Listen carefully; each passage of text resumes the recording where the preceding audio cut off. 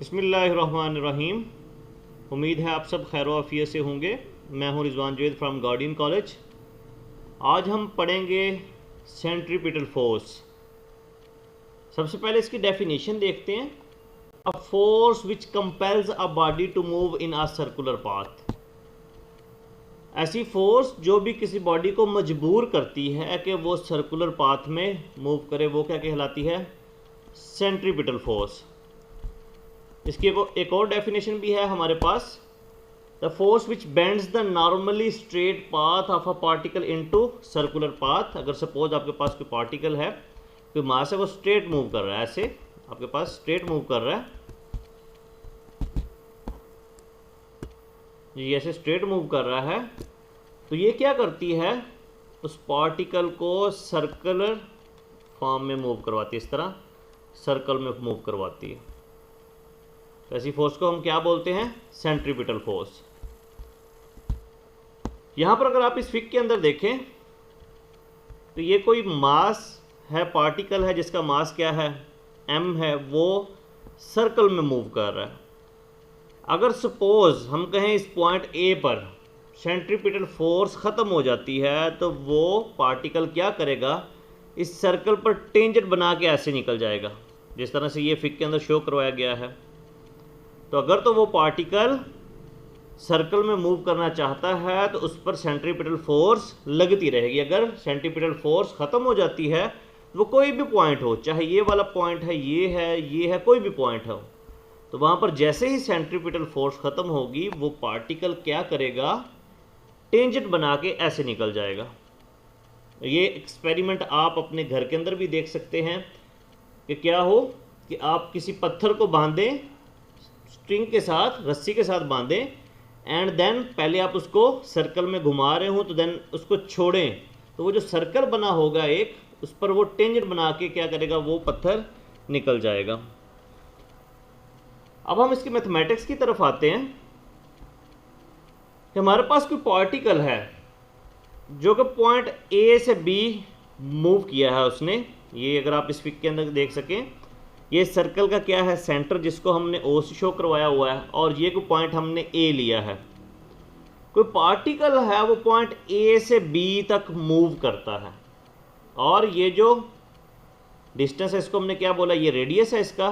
जिस तरह O से लेके B तक ये क्या है? रेडियस। इसी तरह O से A ये भी क्या है? रेडियस है। अब ये जो पार्टिकल है ये यूनिफॉर्म स्पीड के साथ मूव कर रहा है, तो मैंने यहाँ पर वर्ड यूज़ किया है यूनिफॉर्म स्पीड का, ना कि यूनिफॉर्म वेलोसिटी का। स्पीड इसकी सेम रहती है। जब हम वेलोसिटी की बात करते हैं तो वेलोसिटी में उसकी डायरेक्शन भी आ जाती है। तो जब हम इसकी वेलोसिटी की बात करेंगे तो A पॉइंट पर इसकी वेलोसिटी की डायरेक्शन ये होगी, B पॉइंट पर बात करेंगे तो उसकी वेलोसिटी की डायरेक्शन ये होगी। इसी तरह अगर हम यहाँ पर कोई पॉइंट ले तो वो इस तरह से, ये यहाँ पर मैं आपको ड्रॉ करके भी दिखाता हूँ, ये ऐसे, इस पॉइंट पर वेलोसिटी की डायरेक्शन ये होगी, जबकि इसकी जो स्पीड है वो यूनिफॉर्म रहती है, वो तब्दील नहीं होती। तो यहाँ से फिर अगर हम इसकी एक्सेलरेशन की इक्वेशन लिखना चाहें तो हमें पता है एक्सेलरेशन किसके बराबर आता है? Time rate of change of velocity. तो ये हमारे पास एक्सेलरेशन की इक्वेशन आ जाएगी for this particle. Acceleration of particle is A is equal to delta V और डेल्टा T। अब ये जो पार्टिकल मूव किया है from point A to point B, ठीक है, तो इसने जो टाइम लिया है उसके लिए हम इक्वेशन लिख सकते हैं delta T is equal to S over V। और ये कहाँ से आई? हमने रिलेशन एक जो पढ़ा हुआ है S is equal to VT, उसी रिलेशन को हमने क्या किया? यहाँ पर यूज़ किया है, और उससे हमने क्या निकाल लिया है? टाइम निकाल लिया है। तो ये हमारे पास कुछ सिचुएशंस आ गई। और मज़ीद ये जो A से B पॉइंट है, ये यहाँ पर एक आर्क की फॉर्म में शो हुआ है, ये S सर्कुलर में, और ये जो A से B, ये लाइन भी इस डिस्टेंस को क्या कर रही है? शो करवा रही है। तो आगे चल के हम इसके बारे में भी डिस्कस करेंगे कि इसको हमने कैसे सॉल्व करना है। अब ये जो हमारे पास वैल्यू आई थी किसकी? टाइम की, उसको हमने क्या करना है? क्वेश्चन नंबर 1 में पुट कर देना है। उसमें पुट करने से हमारे पास क्या आंसर आ जाएगा? A is equal to delta V over S over V आ जाएगा। और मज़ीद इसको हम क्या कर सकते हैं, रीअरेंज करके लिख सकते हैं, ये कुछ इस तरह से आ जाएगा, acceleration a is equal to v delta we over s आ जाएगा हमारे पास। तो यहाँ तक तो हमने देख लिया एक्सेलरेशन के रिलेशन। अब मज़ीद हम क्या करते हैं, इस क्वेश्चन को सॉल्व करने के लिए यहाँ पर एक ट्राइएंगल को ड्रॉ करते हैं। ट्राइएंगल पी क्यू आर हम लेंगे, ये वाली जी। कौन सी triangle? Triangle P Q R. अब इसके अंदर कुछ सिचुएशंस हैं, कुछ चीज़ें हैं, उनको आपने याद रखना है। एक तो ये कि ये जो पी क्यू है ये पैरेलल है और इक्वल है किसके? V1 के। अब ये देखें, ये V1 ऐसे है और इसको भी अगर आप देखें ये सेम देखें, इसकी डायरेक्शन भी वही है। तो यहाँ से फिर हम कह सकते हैं ये पी क्यू है, पैरेलल है और किसके? इक्वल है V1 के। और पी आर जो है वो पैरेलल है और इक्वल है किसके? V2 के। ये देखें, ये पी आर हमारे पास, ये किसके इक्वल है? V2 के, और इसी के क्या है? पैरेलल है। ये देखें, ये V2 भी हमारे पास क्या है? ऐसे ही है। और ये जो साइड हमारे पास QR है ये किसके बराबर होगी? ये डेल्टा V के बराबर होगी। अब हमने इसी ट्राइएंगल को लेके सॉल्व करना है। और मज़ीद जिस तरह मैंने पहले बात की थी कि यूनिफॉर्म स्पीड के साथ वो पार्टिकल मूव कर रहा है। तो जब यूनिफॉर्म स्पीड की हम बात करेंगे, ना कि वेलोसिटी की बात करें, हम यूनिफॉर्म स्पीड की बात करेंगे, तो फिर हम ये जो V1 speed is equal to V2, यानी कि ये मैग्नीट्यूड फॉर्म में लिखे हुए हैं, ये दोनों V1 और V2 क्या है? मैग्नीट्यूड फॉर्म के अंदर लिखे हुए हैं। तो जब हम इनकी स्पीड की बात कर रहे हैं, इट मीन जस्ट मैग्नीट्यूड की बात कर रहे हैं, डायरेक्शन की बात नहीं कर रहे, तो इसी को फिर हम इन जनरल V भी लिख सकते हैं। और मज़ीद अगर हम आप ये देखें OA या OB, ठीक है, रेडियस क्या है? सेम है, OA और OB, ठीक है, दोनों का रेडियस क्या है? सेम है। तो इसी बेस पर हम फिर लिख सकते हैं कि OA is equal to OB। तो यहाँ पर हमारे पास ये जो ट्राइएंगल बनी है ये कौन सी है? Isosceles triangle. तो दो ट्राइएंगल्स हमारे पास हो गई हैं, कौन कौन सी? OAB और दूसरी कौन सी है? PQR। अब इसको मज़ीद हमने सॉल्व करने के लिए करस्पॉन्डेंस चेक करनी है। तो इसको सॉल्व करने से पहले मैं आपको बता दूं कि आइसोसेलेस ट्राइएंगल ऐसी ट्राइएंगल्स होती हैं जिसकी दो साइड्स बराबर हों। अब आइसोसेलेस ट्राइएंगल के लिए कंडीशन है the ratio of corresponding side should be same. ठीक है, मैं रिपीट कर रहा हूं, the ratio of corresponding side should be same. कैसे? अब ये जो QR है, ठीक है, ये QR है, इसके जो करस्पॉन्डिंग साइड होगी वो PR होगी ये। और इसी तरह ये जो हमारे पास AB है, इसके करस्पॉन्डिंग साइड क्या होगी? OB होगी।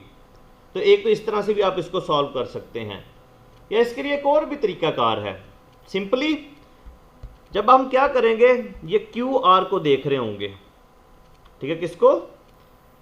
QR को देख रहे होंगे, तो फिर हमने देखना है इस साइड से कौन सी करस्पॉन्डिंग साइड बनती है जो कि 90 का एंगल बना रही हो इसके साथ। ये तो हमने इसका तो जिक्र कर दिया, V1, अगर V1 की ये डायरेक्शन है तो इधर V1 की ये डायरेक्शन, ये V2 की है, ये V2 डायरेक्शन, इसके बारे में हमने ये भी बता दिया, ये पैरेलल है और इक्वल, ये जो PR है ये पैरेलल है और इक्वल किसके? V2 के।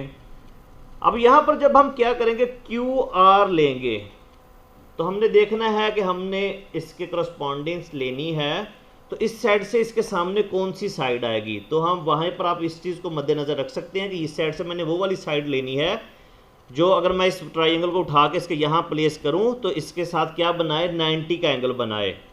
ठीक है, तो QR के साथ जो दूसरी साइड पे आपने लिखनी है वो कौन सी साइड आती है? AB। इन दोनों के दरमियान 90 का एंगल बनेगा। तो ये भी एक तरीकाकार है इसको याद रखने का। तो जो आपके लिए सूटेबल है आप उसके ज़रिए इसको सॉल्व कर सकते हैं। तो ये QR इधर आएगा, इधर क्या आ जाएगा? AB आ जाएगा। और जब इस साइड पे क्या आएगा? PR आएगा। ये देखें PR, तो ये ऐसे है, तो इसके डेफिनेटली जो करस्पॉन्डिंग 90 का एंगल इसके साथ बनाएगी इस ट्राइंगल में से वो कोई ना कोई ऐसे डायरेक्शन होगी आपके पास। यहाँ पर मैं आपको ड्रॉ करके भी दिखा देता हूँ, तकरीबन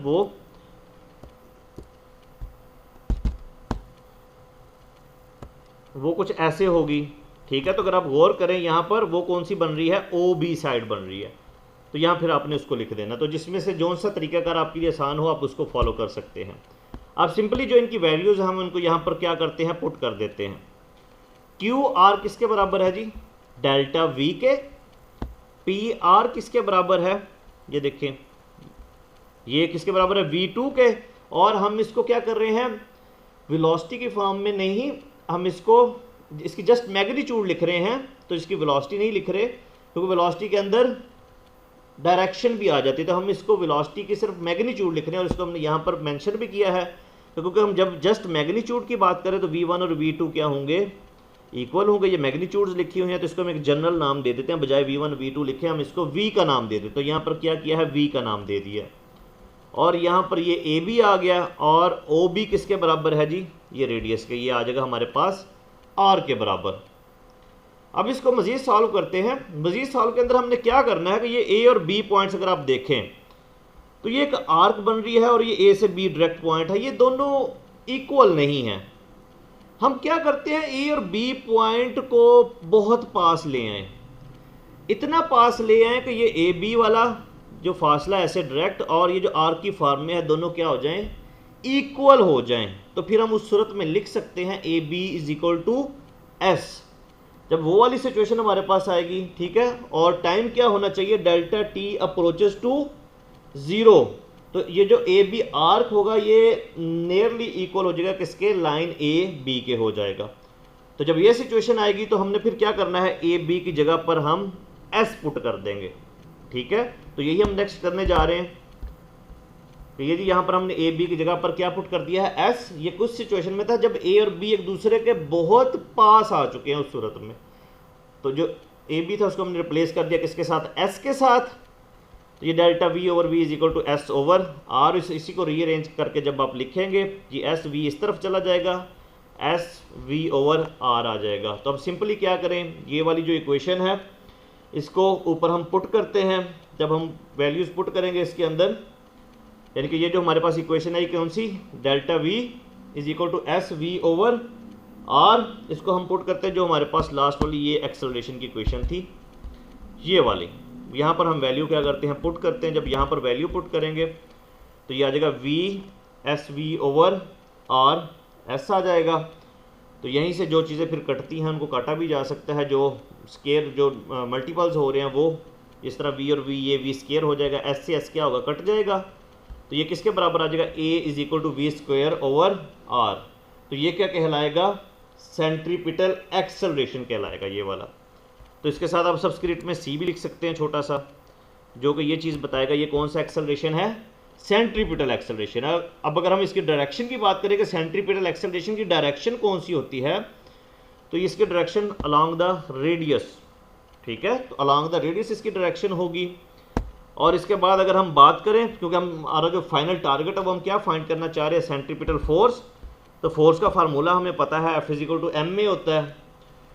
तो यहाँ पर इसके साथ सबस्क्रिप्ट में हम सी लिख देंगे, सी, और इधर भी ए के साथ सी आ जाएगा, यानी कि सेंट्रीपिटल एक्सेलरेशन। तो ये भी हमने ए एक्सेलरेशन सेंट्रीपिटल एक्सेलरेशन की वैल्यू निकाली है, that one is equal to we square over are. तो यहाँ पर सिंपली क्या करें, वैल्यू पुट कर दें। तो ये क्या आ जाएगा, लीनियर के अंदर लीनियर फोर्स आपके पास, लीनियर सेंट्रीपिटल फोर्स किसके बराबर आ जाएगी, m v square over r आ जाएगा। अब क्योंकि हम चैप्टर नंबर 5 पढ़ रहे हैं, इसके अंदर हम सर्कुलर मोशंस को देख रहे हैं, तो क्या करते हैं, इसको भी सर्कुलर मोशंस के अंदर लेके आते हैं। तो हमने एक रिलेशन पढ़ा हुआ है v is equal to R omega, ठीक है। तो यहाँ पर v स्क्वायर है, तो ये क्या आ जाएगा, इसकी जगह पे आर स्क्वायर ओमेगा स्क्वायर, ये आ गया जी, m r square omega square by r. तो यहाँ पर हम मज़ीद फिर जो चीज़ कटती है उसको काट सकते हैं, जिस तरह इस आर से क्या हो सकता है, ये स्क्वायर कट जाएगा, तो बाकी क्या बचा, एम आर ओमेगा स्क्वायर आ गया। तो ये हमारे पास सेंट्रीपिटल फोर्स का रिलेशन आ गया एंगुलर मेजरमेंट्स के अंदर, ठीक है। तो यही हमारा फाइनल क्या टारगेट था। अब हम बात कर लेते हैं कि सेंट्रीपिटल फोर्स की डायरेक्शन क्या होती है।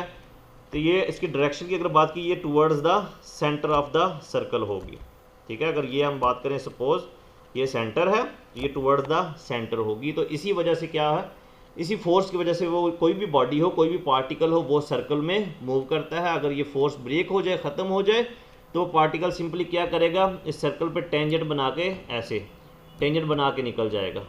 ठीक है, तो कोई भी बॉडी जब सर्कल में मूव करती है उसके लिए सेंट्रीपिटल फोर्स का होना मस्ट है, इसके बगैर वो सर्कल में मूव नहीं कर सकती। और अगर मज़ीद इसके यूनिट की बात की जाए तो यूनिट इसका फोर्स है, तो आपको वैसे ही पता होना चाहिए किसके बराबर होता है, न्यूटन के। और डायमेंशन की बात की जाए तो ये होती है MLT इनवर्स स्क्वायर। जिस तरह ये अगर आपके पास ये इस वाले फार्मूला को अगर आप देखें ये वाला, तो इससे डायमेंशन सिंपली आप निकाल सकते हैं। इसके लिए क्या आ जाएगा, M के लिए, इस वाले M के लिए आ जाएगा कैपिटल M, V वेलोसिटी। ठीक है, इसकी डायमेंशन क्या होती है LT इनवर्स, तो ये स्केयर के अंदर है तो L square T inverse square आ जाएगा। नीचे क्या है R है, उसके लिए भी L यूज़ होगा, तो एक L से ये L कट जाएगा, तो बाकी क्या बचेगा MLT इनवर्स स्केयर, यानी कि इसकी जो डायमेंशन आ जाएगी वो क्या होगी MLT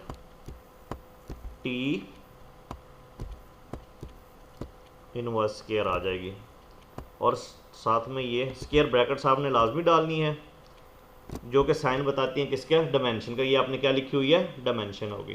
तो ये था आज का टॉपिक सेंट्रीपिटल फोर्स। उम्मीद है आपको समझ आ गया होगा। शुक्रिया।